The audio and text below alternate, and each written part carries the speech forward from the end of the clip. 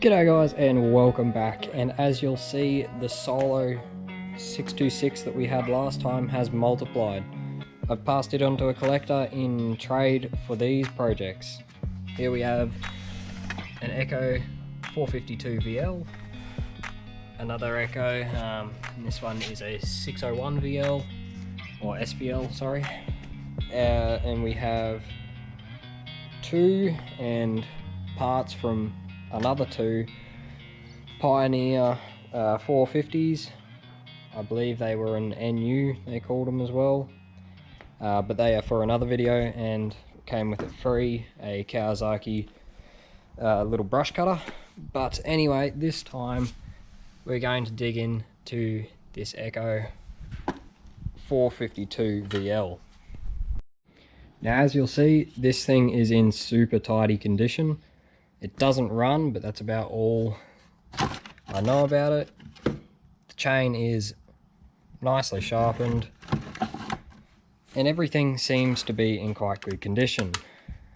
Every part has paint. All the plastic parts are still in very good condition. The muffler hasn't rusted out or anything like that. It even still has paint and stickers on the sides. The bottom still has even its paint, and the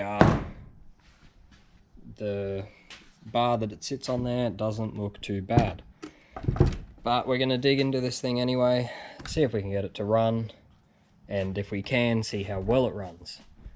So I'm going to start up by just taking the covers off to the air filter, dribble a little fuel in the carburetor, and see if we can get it to fire. So nonetheless, let's get into that.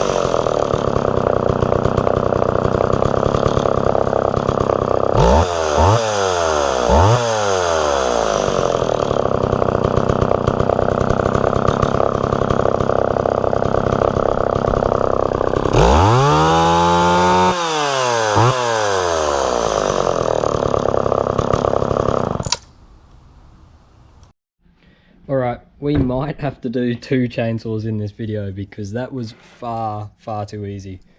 With a little fuel down the carb and some fresh fuel in the tank, this thing cleared its own carb out and pretty much runs perfectly now.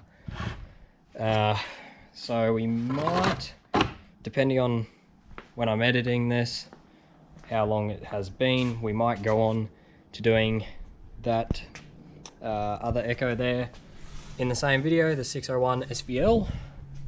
But if not, that saw has been a super easy success. This thing runs great. But if that is in the same video, let's get on to that now. G'day guys and welcome back, and as you'll see, we have another Will It Run chainsaw project. This is a Mobilco Echo 601 SVL, and as you'll see, it is in a lot worse condition than the other Echo. It's now up here that we just got started earlier. The handle is somewhat broken and taped back up. It has obviously had a bit of use. It's got a bit of rubber piping as the starter, and the starter doesn't always engage. Sometimes it does, sometimes it doesn't, and it's obviously been used as a saw. You got the handle up here, has had some repairs, but overall the saw is definitely in repairable condition. The other thing I have noticed is it does have some cracking there on the housing, which needs to be welded up, but if need be, that can be done. I'm not too sure on the age of these saws, the year, the size, anything like that. I don't know much about them, so if you do, please comment down in the comments below as to what they are, what year they are, all those kind of details, little facts about them kind of thing that are interesting to know. But nonetheless, we're going to take the cover off this one as well and dribble some fuel down the carburetor, see if it'll crank over and fire, and if it does, put some new fuel in the tank and see if we can get it to run. Might need a carby clean out. It's definitely been a lot longer since this one has run, quite obviously, than the other Echo up there, so it might need a bit more work. But nonetheless, let's get into that, take the cover off and go through the same process.